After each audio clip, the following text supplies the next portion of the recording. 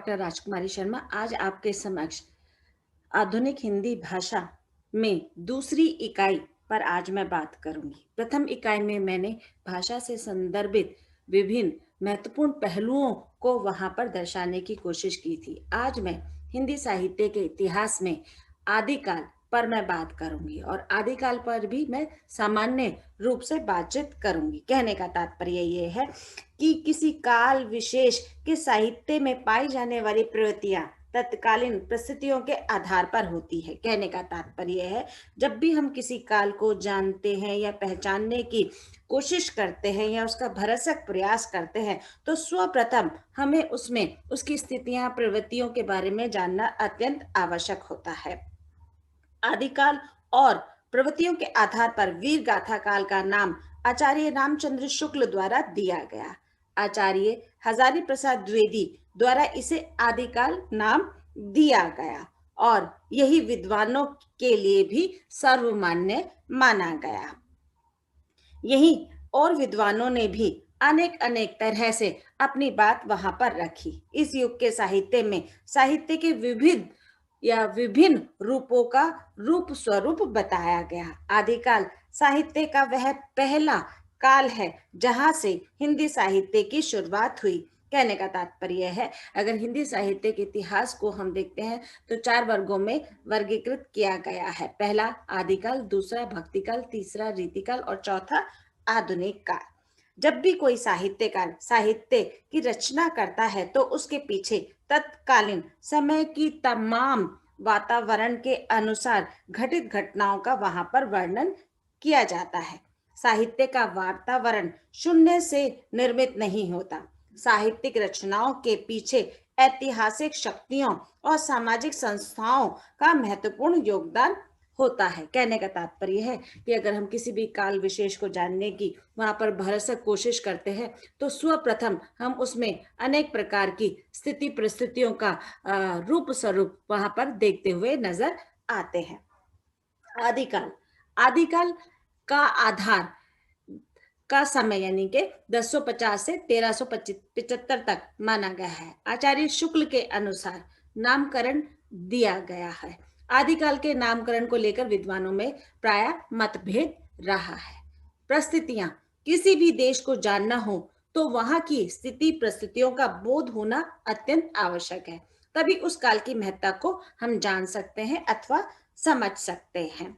आदिकाल की परिस्थितियां, सर्वप्रथम हम राजनीतिक परिस्थिति पर बात करेंगे। यह काल युद्धों का काल माना जाता है। सम्राट हर्षवर्धन की मृत्यु के पश्चात राज्य छोटे छोटे भागों में विभक्त हो गया था, यानी कि छोटे छोटे भागों में बट गया था। कुछ राजाओं ने, परमार, चौहान, चंदेल वंशों के राजपूत राजाओं ने अपने अपने स्वतंत्र राज्य स्थापित कर लिए थे। राजपूत राजा लगातार युद्धों की आग में जलते जलते क्षीण हो गए। विदेशी विरोधी का मुकाबला करने की भी हिम्मत इन राजाओं में नहीं थी। उस समय राजा युद्ध केवल आवश्यकता अनुसार नहीं करते थे, बल्कि अपने शौर्य का प्रदर्शन करने हेतु किया जाता था। कहने का तात्पर्य यहाँ पर यह है बच्चों कि जब भी कोई युद्ध किया जाता था आदिकाल में, तो वह सर्वप्रथम अपनी प्रशंसा, अपने पराक्रम का रूप स्वरूप या प्रदर्शित करने के लिए युद्ध किया जाता था। वहां पर युद्ध की कोई आवश्यकता नहीं होती थी, क्योंकि युद्ध होना एक तरह से समाज के लिए अति कष्टदायक था। उस पर सारी स्थिति परिस्थितियों का प्रभाव पड़ता हुआ दिखाई देता है। भारत की उत्तरी पश्चिमी भाग पर हमेशा विदेशी आक्रमणों का भय बना रहता। 10वीं से 12वीं शताब्दी तक मोहम्मद गजनवी और मोहम्मद गोरी ने युद्ध करके भारत को हानि लगातार पहुंचाते रहे। जनता को विदेशी लोगों से डर तो था ही, साथ ही राजाओं के अत्याचारों को भी वह भूल नहीं पा रहे थे। यानी कि एक तो युद्ध का जो डर था, जो हानि थी, उसको वह झेल रहे थे। साथ ही साथ जब जो रक्षण वाला ही है और वह भक्षण बन जाए तो वहां से कैसे किनारा किया जा सकता है। यानी कि राजाओं के लगातार बढ़ते होते हुए अत्याचार, लोगों की, जनता की एक तरह से त्रस्त जीवन का वहां पीड़ा का वहां पर ज्ञापन करते हुए प्रदर्शित होते हैं। मुसलमान यवन के युद्धों का डर केवल पश्चिमी एवं मध्य देश पर ही वहां पर दिखाई पड़ता है। धीरे धीरे समस्त हिंदी प्रदेश में स्थित राज्यों जैसे दिल्ली, कन्नौज, अजमेर आदि पर मुसलमानों का अधिकार बढ़ता चला गया।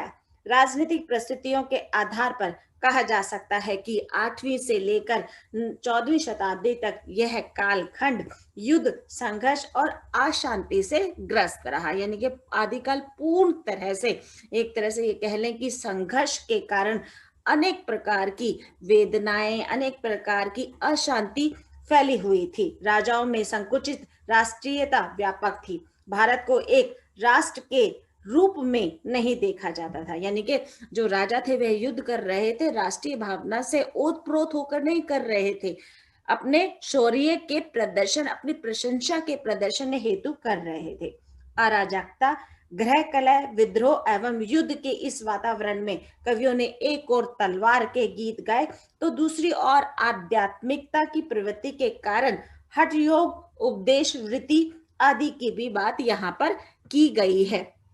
कहने का तात्पर्य है कि किस तरह से आदिकाल का जो समय है वह युद्ध के कारण जनता वहां पर त्रस्त दिखाई देती है। धार्मिक परिस्थिति, इस काल में अनेक धर्म अपने अपने स्तर पर व्यापक होते हुए दिखाई दे रहे थे। कहने का तात्पर्य है इस काल में अनेक प्रकार के धर्मों का उदय हो रहा था। भारतीय धर्म साधना में इन धर्मों के आने से उथल पुथल मच गई थी। वैदिक एवं पौराणिक धर्म के साथ बौद्ध धर्म, जैन धर्म भी इसी काल के अस्तित्व में पाए जाते हैं या आए जाते हैं।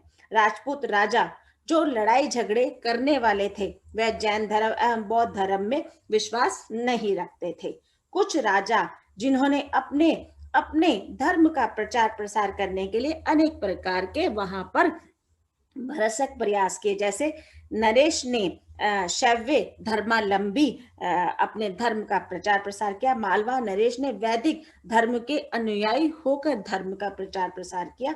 वस्तुतः समस्त उत्तर भारत में धीरे धीरे शैव्य मत, बौद्ध धर्म एवं स्मार्तों के प्रभाव को ग्रहण करते हुए एक नए नाथ संप्रदाय राज्य के रूप में वहां पर विकसित होता हुआ दिखाई दिया। आदिकाल में हम देखते हैं कि 3 धर्म संप्रदायों का विशेष रूप से महत्व है। सर्वप्रथम सिद्ध, दूसरा है इसमें नाथ और तीसरा है जैन। सिद्ध धर्म में वज्रयानियों को सिद्ध कहा जाता है।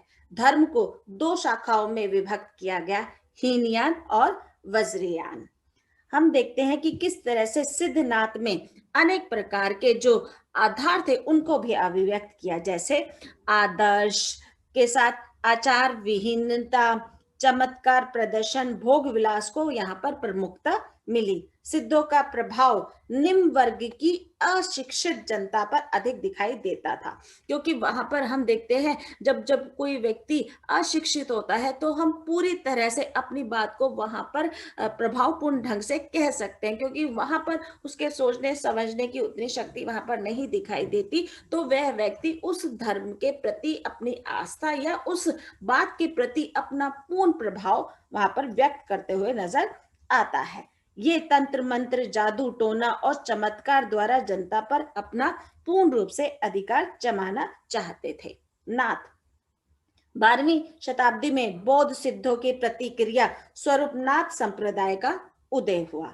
नाथ संप्रदाय में जीवन के प्रति अनुशासन, ईश्वर के प्रति साक्षात्कार के द्वारा हृदय में जा सकने का वहां पर मूल मंत्र स्थापित किया गया। नाथ पंथ के प्रवर्तक गोरखनाथ ने इसी का प्रचार प्रसार किया। योग पर विशेष बल दिया गया। वर्ण व्यवस्था का विरोध कर बाह्य आडंबरों का खंडन किया गया। जैन धर्म, भारत के पश्चिमी देशों विशेषकर गुजरात में जैन मत का बहुत प्रचार प्रसार है। जैन मुनि धार्मिक रूपों का स्पष्टीकरण अपभ्रंश भाषा में कर रहे थे। यहाँ पर धीरे धीरे अपभ्रंश भाषा का भी रूप स्वरूप व्यापक होता चला गया। विद्वान इसमें रहे हैं स्वयंभू, पुष्पदंत, धनपाल आदि कवियों ने अपनी रचनाएं जैन राजाओं के समय में लिखी। बौद्ध धर्म की विकृति का प्रभाव जैन धर्म पर भी इसी काल में पड़ रहा था और यह भी अपने नियमों से लगातार पीछे हटते हुए दिखाई दे रहे थे। बौद्ध धर्म और जैन धर्म में आई विकृति से वैदिक एवं पौराणिक धर्म में भी विकृति लगातार आती चली जा रही थी।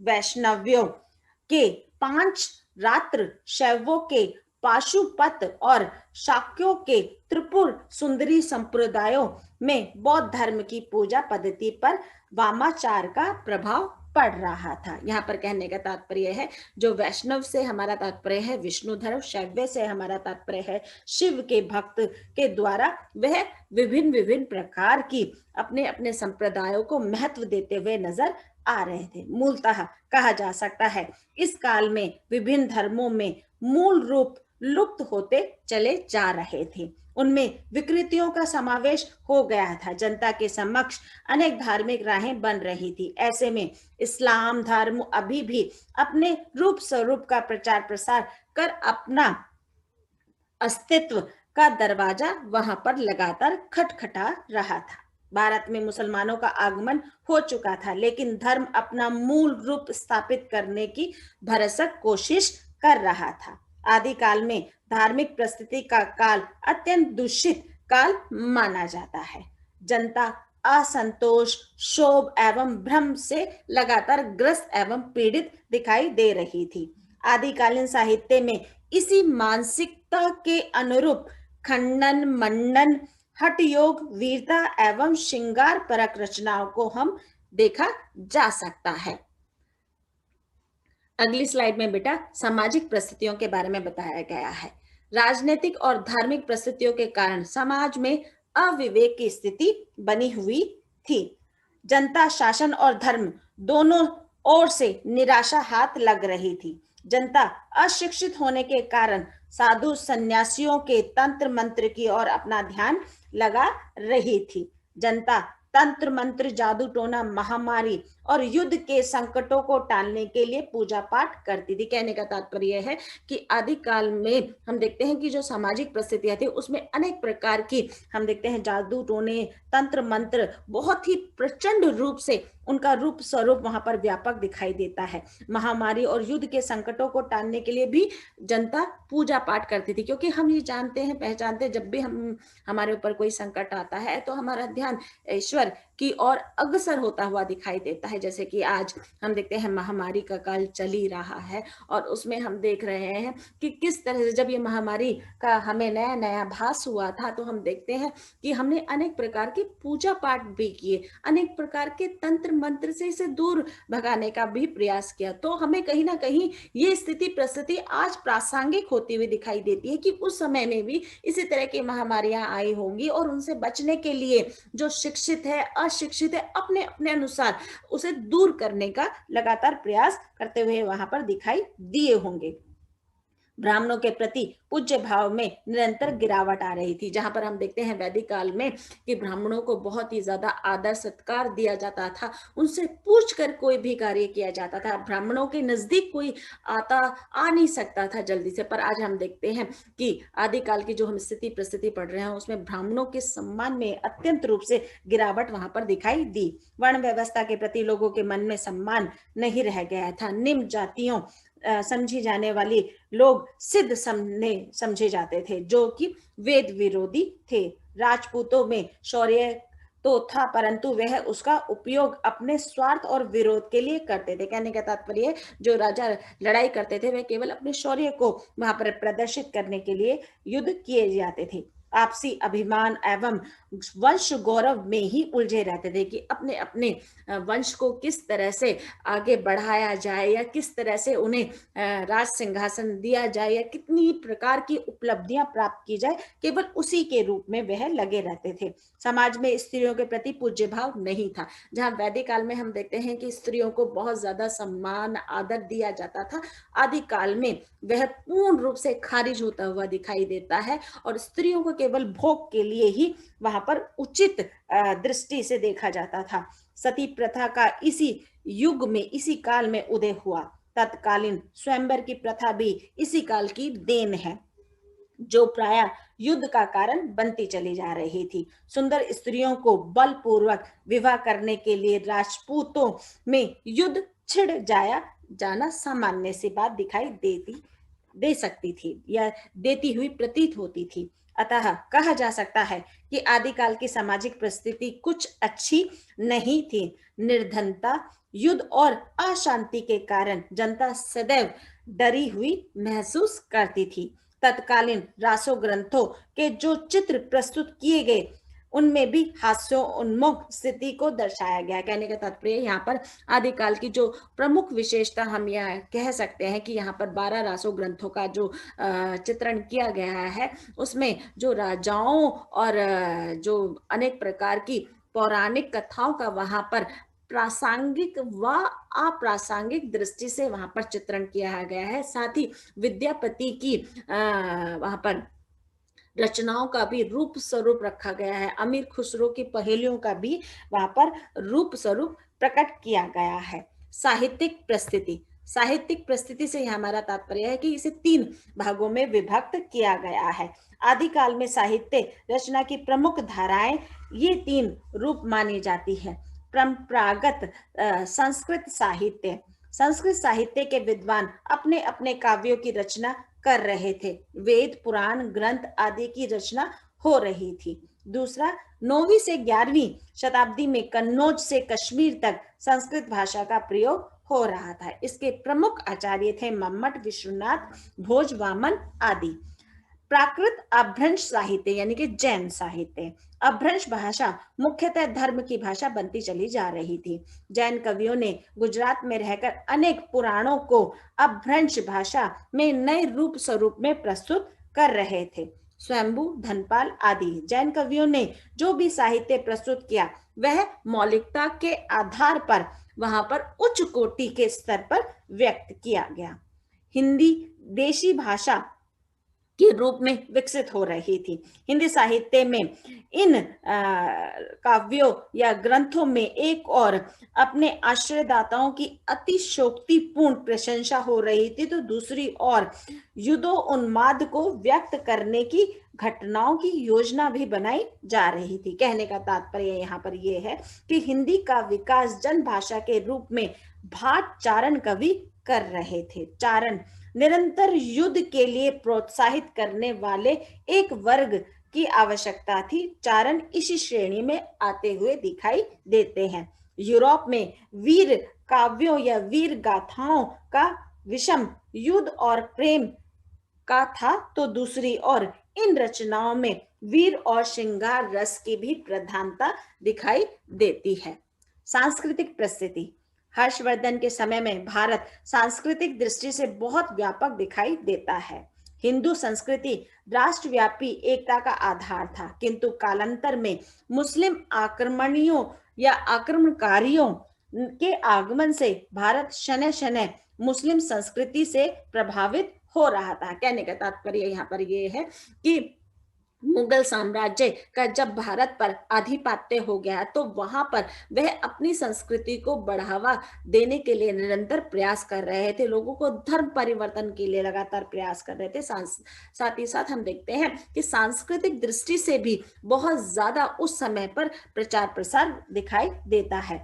इस काल में मुसलमानों ने अपनी संकीर्ण सोच के कारण भारतीय संस्कृति के मूल केंद्रों, मंदिरों, मठों और विद्यालयों को नष्ट करने का पूरा प्रयास किया, क्योंकि अपनी संस्कृति, अपनी सभ्यता को वहां पर वह पारित करना चाहते थे। इसलिए हिंदू संस्कृति को धीरे धीरे खत्म करने की ओर में सर्वप्रथम उनका कदम मंदिरों, मठों और विश्वविद्यालयों को नष्ट करके ही अपनी संस्कृति, अपना धर्म वहां पर स्थापित करने का भाव दिखाई देता है। हिंदुओं की स्थापत्य कला धार्मिक भावनाओं से ओतप्रोत थी, कि जो भी हमारी स्थापत्य कला है या हमारी संस्कृति है वह कहीं ना कहीं हम धर्म से जोड़ते हुए वहां पर प्रतीत होते हैं। मुस्लिम संस्कृति का प्रभाव हिंदू संस्कृति पर अनेक क्षेत्रों में पड़ने लगा, जैसे उत्सवों, मेलों, आहार, वेशभूषा आदि। कहने का तात्पर्य है जो मुस्लिम संस्कृति का प्रभाव है वह हिंदू संस्कृति पर निरंतर पड़ते हुए दिखाई दे रहा था। इसमें से 4 प्रमुख मैंने बताया आपको, उत्सव है, मेले हैं, आहार और वेशभूषा है। दूसरी ओर हिंदू संगीत कला, वास्तुकला, आयुर्वेद एवं संगीत का प्रभाव मुस्लिम संस्कृति पर पड़ा था। यानी कि कुछ कलाओं का प्रभाव हिंदुओं पर पड़ रहा था और कुछ कलाओं का प्रभाव मुसलमानों पर भी पड़ता हुआ दिखाई दे रहा था। संगीत के क्षेत्र में दोनों संस्कृतियां पर लगातार एक दूसरे का प्रभाव हम देखने को यहाँ पर दृष्टिगत होते हैं। गायक, वादन और नृत्य पर मुस्लिम प्रभाव पड़ रहा था, जबकि सारंगी, तबला और हिंदू परिचित हो रहे थे। हास्योन्मुख स्थिति यहाँ पर दिखाई देती है। कहने का तात्पर्य यह है कि आदिकाल की जो स्थिति परिस्थिति है वह वातावरण समय के अनुसार चित्रित की गई है, क्योंकि उसी का प्रभाव हमें आज कहीं ना कहीं इन आगे चलने वाली परिस्थितियों पर भी हमें देखने को मिलेगा। तो सर्वप्रथम हम देखते हैं कि आदिकाल में किस तरह की स्थिति परिस्थितियों का सामान्य परिचय देते हुए उसकी परिस्थितियों पर निरंतर रूप से अनेक स्थिति परिस्थिति का प्रभाव दिखाई देता है। अगली वीडियो में बेटा मैं मध्यकाल के बारे में बताऊंगी। धन्यवाद।